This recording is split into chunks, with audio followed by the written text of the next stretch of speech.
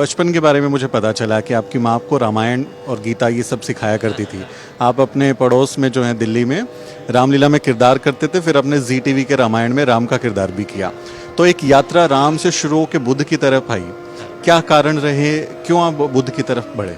परिवार में, मैं हिंदू परिवार में पला बड़ा और बुद्ध के बारे में पढ़ा, मुझे बहुत ज़्यादा इंस्पिरेशन मिला और मुझे लगा कि इस दुनिया में सबसे जो ज़रूरी चीज़ है वो एक अच्छा इंसान बनना है। हिंदू राष्ट्र, राम राज, तमाम तरीके की बातें हो रही हैं। भविष्य के तौर पे आप बुद्ध धर्म को और बौद्ध विरासत को क्या टकराव की तरह देखते हैं, या लगता है कि हम लोग जो हैं सौहार्द के साथ में जो खतरा मंडरा रहा है उससे निपट सकते? हमें अपना काम करना है, हम अपना काम करेंगे, चीज़ें अपने आप अच्छी होती हैं। तो कहते हैं 2 लाइनें, अपनी लाइन बड़ी करनी है, दूसरी लाइन छोटी ऐसे ऑटोमेटिक हो जाएगी। नमो बुद्धाय, जय भीम। द न्यूज़ वीक की इस खास पेशकश में आपका स्वागत है। आज एक खास मुलाकात में हमारे साथ मशहूर कलाकार, एक्टर, अभिनेता और आजकल धम्म की प्रचार में लगे हुए गगन मलिक साहब हैं। गगन मलिक साहब, ये जो वेश है, ये इसके पीछे क्या कहानी है? क्या आपका ये अभी कहें कि अनुभव रहा है, उसके बारे में बताएं जरा। नमो बुद्धाय, जय भीम। ये एक जर्नी है जो बहुत पहले मैंने शुरू की और मेरे जीवन का अब एक ही सपना है कि बाबा साहब का सपना पूरा करना। जो रिवाइवल ऑफ बुद्धिज़्म उन्होंने 1956 में शुरू किया था, उसे पूरा करना। वो उसकी जो धम्म की जो गति है, जो फैलाने की, वो बहुत ही कम है आज की तारीख में। तो मुझे लगा कि कहीं ना कहीं मुझे ये कोशिश करनी चाहिए कि धम्म का प्रचार प्रसार भारत में बहुत अच्छे से हो, ताकि एक अच्छा और अच्छा सभ्य और इंटेलिजेंट जो है ये देश बन सके और पीसफुल हो सके। जिसके लिए मैं चाहता था कि मैं धम्म को और अच्छे से जानूं, जिसके लिए, क्योंकि थाईलैंड बुद्धिस्ट कैपिटल है वर्ल्ड की, तो जितना धम्म अच्छे तरीके से वहाँ सीखा जा सकता है, मुझे लगता नहीं किसी और देश में सीखा जा सकता है। और जब आप एक भिक्षु के रूप में उसे सीखते हैं तो उसकी बात कुछ अलग रहती है। तब आपको बहुत अच्छे से समझ में आती है कि धम्म एक्चुअली में है क्या। तो वो सीखने के लिए मैं थाईलैंड गया। वहाँ पे मेरा ऑर्डिनेशन हुआ वट्टाथोंग टेम्पल में, और मास्टर हैं हमारे राजा बुराय नाना सोमफोन, जिन्होंने मुझे दीक्षा दी। और वो लेने के बाद मेरा एक और मिशन है कि मैं चाहता हूँ कि वो भगवान बुद्ध की जो मूर्तियाँ हैं 84,000, वो जो है पूरे भारत में जाएं, क्योंकि जब बुद्ध पहुँचेंगे तो मैं मानता हूँ कि उनका धम्म भी वहाँ पहुँचेगा। अशोका ने 84,000 स्तूप बनाए थे, तो मैं चाहता हूँ कि मैं उनके नक्शे कदम पर चल के एटलीस्ट 84,000 मूर्तियाँ तो दान करने की कोशिश कर सकता हूँ अगर स्तूप आने। इस दौरान में होता ऐसा है कि मैंने 15 दिन के लिए सोचा था मैं भिक्षु बनूंगा, लेकिन थाईलैंड में लोगों का इतना प्यार मिला कि मैं जो वहाँ की महासंघ है वो अभी ये कह रहे हैं कि आप जितना समय रह सकते हो, बार बार मौका नहीं मिलता जीवन में, आप रहो और सीखो, जितना सीखोगे उतना अच्छा है। लोगों ने बहुत सारी मूर्तियाँ भी दान की हैं। जब मैंने ये बात कही कि बाबा साहब का ये सपना है रिवाइवल ऑफ बुद्धिज़्म का, जो हमने करना है और आगे से पूरा बौद्धमय भारत करना है, तो लोगों को बहुत ज़्यादा खुशी हुई। और आप मानेंगे नहीं, बुज़ुर्ग लोग, बड़े छोटे, सब लोग अपनी शुभकामनाएँ देने, मूर्तियाँ देने, हमारा साथ देने के लिए आगे आए हैं। अब ये हमारे ऊपर निर्भर करता है, हमारे बुद्धिस्ट लोगों के ऊपर, कि हम एकता के साथ कैसे काम कर सकते हैं। हमारा जो ड्रॉबैक रहा है वो यही है कि हमारे में एकता कम है। सब लोग चाहते अच्छा हैं, लेकिन जब कोई एक अच्छा करना चाहता है तो उसको खींचने वाले बहुत लोग हैं। लेकिन अगर हाथ से हाथ मिलाकर चलेंगे, अच्छी गाइडेंस के साथ चलेंगे, अब बड़े बड़े भंते, ज्ञानी भंते जो हैं, जिन्होंने धम्म को अच्छे से पढ़ा है, वो हमारे साथ हैं हर तरीके से, तन मन धन सबसे साथ हैं। लेकिन अब हमारे बुद्धिस्ट लोगों को एक साथ होना है। वो जब होगा तो मुझे लगता है कि हम आगे बढ़ेंगे और बौद्धमय भारत बनाने का जो सपना है उसे साकार करेंगे। तो अब वहाँ से मैं आया हूँ, तो मैं चाहता हूँ एक बार बोध गया जाएं, वाराणसी जाएं, कुशीनगर जाएं, मुंबई जाएं, नागपुर जाएं, इंदौर जाएं, बाबा साहब की दीक्षा भूमि में जाएं, उनके जन्म स्थान पर जाऊं, इन सब जगह आशीर्वाद लूं, ताकि मुझे एक नई ऊर्जा मिले और मजबूती आए। आज थाईलैंड पूरा मेरे साथ है और धीरे धीरे जो हमारे देश के बुद्धिस्ट भी हैं वो भी मेरे साथ दे रहे हैं, और मुझे लगता है कि कामयाबी ज़रूर मिलेगी।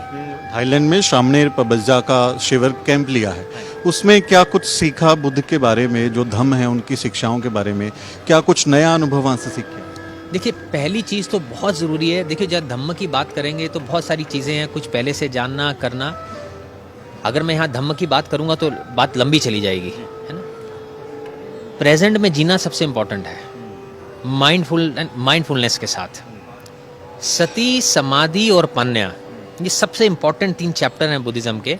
अगर आप मेडिटेशन करते हैं, समाधि करते हैं, तो सती डेवलप होती है।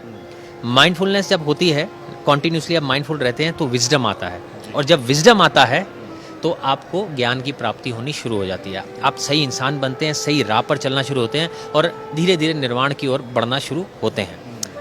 इसको और बड़े से मैं समझा सकता हूँ, लेकिन अभी समय की कमी है। अब धम्म की बात करें, बुद्ध का धम्म क्या सीखा है। बुद्ध का धम्म तो बहुत बड़ा है, जितना मैंने आपको छोटे से इसमें बताया, इसमें बहुत सारी चीज़ें हैं। अगर हम बात करेंगे, अभी फुर्सत से हम ये ज़रूर जानना चाहेंगे। हाँ, ये धम्म टॉक होनी बहुत ज़रूरी है। जो इम्पोर्टेंट मैं चाहता हूँ, जो मैसेज आना चाहिए, भिक्षुओं का सम्मान कैसे करना है, वो हमें सीखना है। एक बुद्धिस्ट डिसिप्लिन में कैसे रहता है, वो हमें सीखना है। यहाँ पर उस चीज़ की मुझे बहुत कमी दिखती है, और नए मंक्स और बनने चाहिए, ऑर्डिनेट होने चाहिए भिक्षु। वो कैसे होंगे, वो सीखा है। कल्चरल आदान प्रदान कैसे हो, कि भारत से थाईलैंड जाएं, थाईलैंड से कुछ लोग इधर आएँ, नए भिक्षु बने जो बुद्ध का धम्म फैलाएं। इस पर काम करना है, ये बहुत ज़रूरी है। मलिक साहब, आपका बारे में मैं जब स्टोरी के लिए मैं आ रहा था तो मैं बहुत सारी रिसर्च कर रहा था। आपके बचपन के बारे में मुझे पता चला कि आपकी माँ आपको रामायण और गीता ये सब सिखाया करती थी। आप अपने पड़ोस में जो है दिल्ली में रामलीला में किरदार करते थे, फिर अपने जी टीवी के रामायण में राम का किरदार भी किया। तो एक यात्रा राम से शुरू होकर बुद्ध की तरफ आई।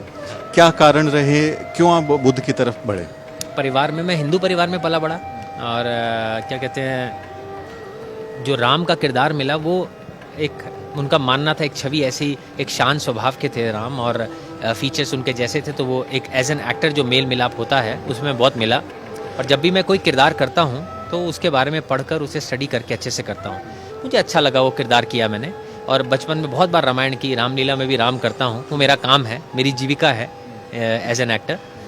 लेकिन जब मैंने श्री सिद्धार्थ गौतम फिल्म की, श्रीलंका की, और बुद्ध के बारे में पढ़ा, मुझे बहुत ज़्यादा इंस्पिरेशन मिला, और मुझे लगा कि इस दुनिया में सबसे जो ज़रूरी चीज़ है वो एक अच्छा इंसान बनना है। उसमें सुपरस्टिशन की या और जो जिसे कहते हैं कि ब्लाइंड फेथ की उन जगहें नहीं है। बहुत ही ज़्यादा प्रैक्टिकल है बुद्धिज़्म, और जिसे मैं इंस्पायर हुआ, और मैं श्रीलंका में मैंने बौद्ध धम्म को अपनाया। और उसके बाद मैंने सोच लिया कि अगर मुझे कंप्लीट बुद्धिस्ट बनना है तो मुझे धम्म का प्रचार प्रसार करना ही होगा।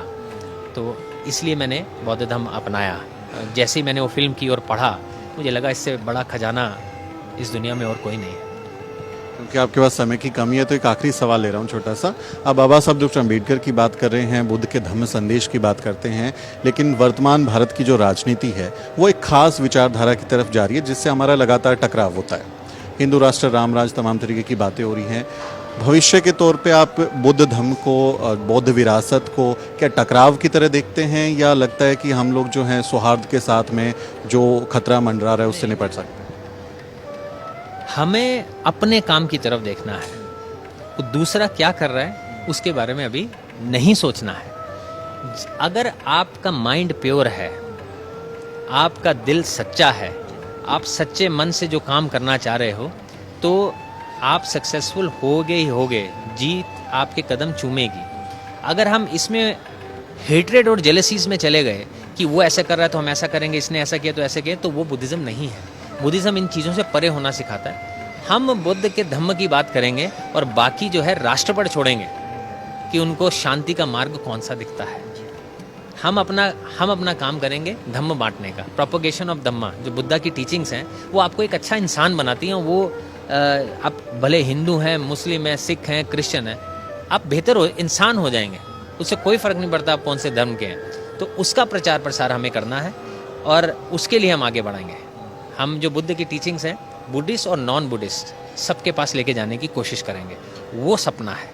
तो मुझे लगता है कि इन टकराव में जाने की ज़रूरत नहीं है, हमें अपना काम कर रहे हैं। हम अपना काम करेंगे, चीज़ें अपने आप अच्छी होती हैं। तो कहते हैं 2 लाइनें, अपनी लाइन बड़ी करनी है, दूसरी लाइन छोटी ऐसे ऑटोमेटिक हो जाएगी। थैंक यू सो मच, बहुत साधुवाद, आपने हमसे बात की। बहुत धन्यवाद। आप लोग एक बड़ी ताकत हैं।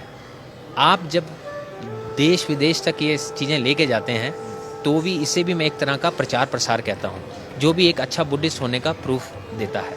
बहुत बहुत मैं भी आपका शुक्रिया अदा करता हूँ कि आज आपने मेरा इंटरव्यू लिया और मेरी बात लोगों तक पहुँचाई। और आप कभी फुर्सत में बैठेंगे तो लंबी चर्चा करेंगे। गगन साहब की फ़्लाइट है तो वो अभी जाने वाले हैं।